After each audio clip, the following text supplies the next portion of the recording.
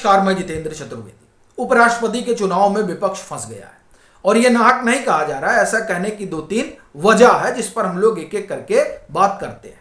पहली चीज, India block ने बी सुदर्शन रेड्डी साहब को अपना उम्मीदवार क्यों बनाया, उसकी 2 वजह रही। एक तो चूंकि एनडीए ने दक्षिण से अपना उम्मीदवार चुना, तो उसको काउंटर करने के लिए इंडिया ब्लॉक ने भी दक्षिण से ही अपने उम्मीदवार का चयन किया। एक तो ये कारण है, लेकिन इसमें फंसने वाली बात कहां से आती है, हम लोग उस पर आते हैं।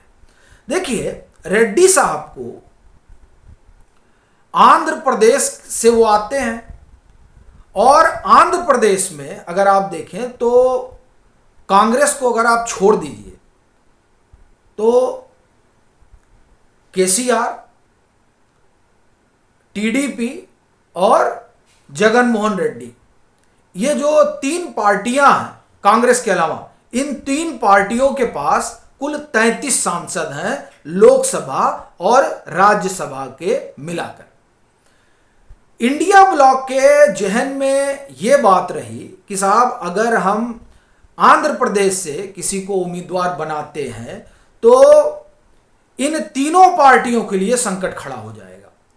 और सबसे बड़ी चीज यह है कि एनडीए के लिए खास तौर से संकट खड़ा होगा, क्योंकि तब टीडीपी के लिए यह चयन करना मुश्किल हो जाएगा कि वो रेड्डी साहब के साथ खड़े हों या गठबंधन का धर्म निभाते हुए एनडीए के उम्मीदवार के साथ खड़े हों।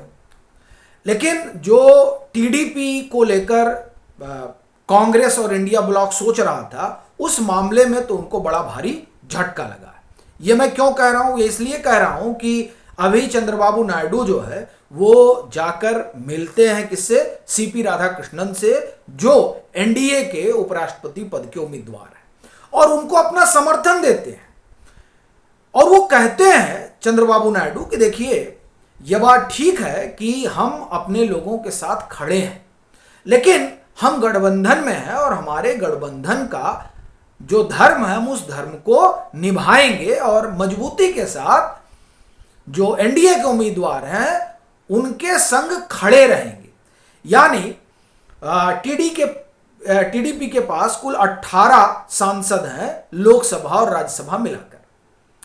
तो इस लिहाज से अगर आप देखें तो पहला झटका तो टीडीपी वाला रहा, क्योंकि ये उम्मीद इंडिया ब्लॉक को रही, कांग्रेस को रही कि साहब यहां कुछ हो सकता है। लेकिन चंद्रबाबू नायडू ने जो बादल थे वो सब छांट दिए, अब तो कुछ होने से रहा। तो ये 18 खिसका। अब आते हैं 11 पे, जो जगन मोहन रेड्डी के पास है। 4 उनके लोकसभा में हैं और 7 सांसद उनके राज्यसभा में हैं।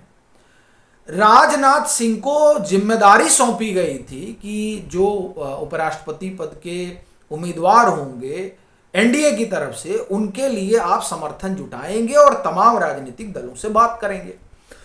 तो जगन मोहन रेड्डी साहब से राजनाथ सिंह ने पहले ही बात कर ली और उधर से जो है ये आ गया कि हम आपके साथ खड़े हैं। अच्छा, उसके पीछे जगन मोहन रेड्डी का क्या तर्क है? उनका यह कहना है कि संवैधानिक पदों पर जो है वो आम सहमति होनी चाहिए, उसमें कोई नूरा कुश्ती नहीं होनी चाहिए। तो इसलिए जो है वो समर्थन कर रहे हैं किसका? एनडीए के उम्मीदवार का, क्योंकि उपराष्ट्रपति का पद है और वो संवैधानिक है और इनकी अपनी जो है लाइन है, यानी जगन मोहन रेड्डी की पार्टी की, कि हम संवैधानिक पदों पर जो है चुनाव के पक्ष में नहीं रहते हैं, तो वो एनडीए का समर्थन करेंगे। तो साहब 11 उनके पास हैं। तो यानी जो 29 सांसद, जहां इंडिया ब्लॉक को लग रहा था कि कुछ हो सकता है क्योंकि वो आंध्रा से ही उम्मीदवार बना रहे हैं, तो अब उसकी संभावना तो कम से कम खत्म दिखाई दे रही है। ना टीडीपी की तरफ से कुछ इंडिया ब्लॉक के पक्ष में होने जा रहा है और ना ही जगन मोहन रेड्डी की तरफ से। अब बची बात केसीआर की कि केसीआर क्या करेंगे। उनके पास भी 4 सांसद हैं।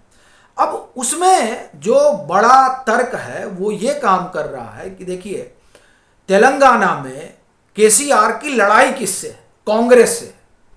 अब जब कांग्रेस से उनकी लड़ाई है और कांग्रेस के खिलाफ ही एक तरह से कहें कि वो लड़ रहे हैं, तो ऐसी परिस्थिति में ये माना जा रहा है कि वो इंडिया ब्लॉक के उम्मीदवार का समर्थन नहीं करेंगे, ये माना जा रहा है।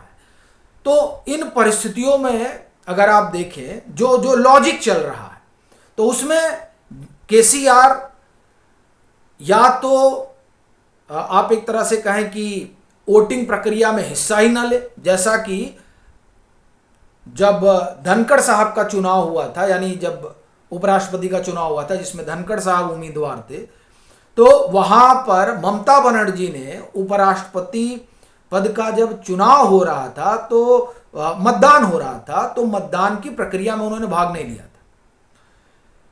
तो या तो केसीआर अगर एनडीए के उम्मीदवार को भी समर्थन नहीं देते हैं और जो इंडिया ब्लॉक का उम्मीदवार है उसको समर्थन ना देने का वाजिब तर्क दिखाई दे रहा है, तो ऐसी स्थिति में वो हो सकता है कि प्रक्रिया में हिस्सा ही ना ले, मतदान प्रक्रिया में।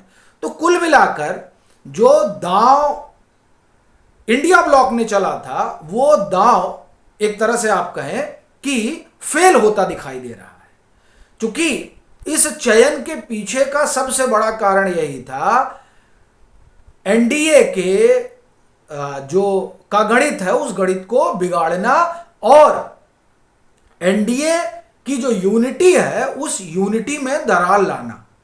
अब ये दोनों ही चीजें कम से कम अभी जो परिस्थितियां दिखाई दे रही हैं उसमें नजर नहीं आ रहा। अलबत्ता अगर समस्या कहीं दिख रही है तो वो है डीएमके के साथ। और यह मैं क्यों कह रहा हूं, सीपी राधाकृष्णन जो एनडीए के उम्मीदवार हैं वो आते हैं तमिलनाडु से। तमिलनाडु में 2026 में विधानसभा का चुनाव होना है, यही मार्च अप्रैल में होगा 2026, यानी ज्यादा समय नहीं है, आप देखिए कि 7-8 महीने ही बचे हैं। दूसरा, तमिलनाडु में भाजपा अपना फुटप्रिंट बढ़ाना चाहती है।